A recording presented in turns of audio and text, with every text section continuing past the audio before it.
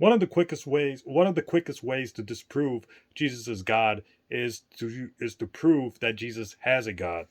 Uh, if we read Revelations chapter 3 verse 12, Jesus says he has a God.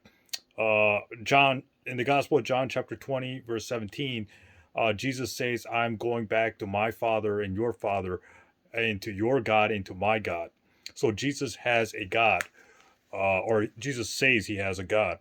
Revelation chapter 1 verse 6, 1 Peter chapter 1 verse 3, Romans chapter 15 verse 6, Jesus has a God. Now, if how can Jesus be God and have a God at the same time? Jesus cannot be God as he has a God. And not only that, but Jesus says in the Gospel of John that the Father is greater than he is. So this shows that Jesus and God or God is greater than Jesus. That means God and Jesus cannot be co-equal in any Trinity, according to the Gospel of John. Regardless, the quickest way to disprove, or one of the easiest ways to disprove Jesus as God, is that according to the New Testament Gospels, or I'm sorry, according to the New Testament, Jesus has a God, as Jesus himself says in the Gospel of John, chapter 20, verse 17.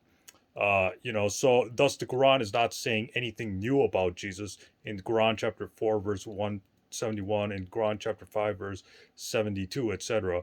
What the Quran is saying is backed up by the New Testament, that Jesus has a God, therefore Jesus cannot be God. Stay tuned, more videos coming up disproving the divinity of Jesus.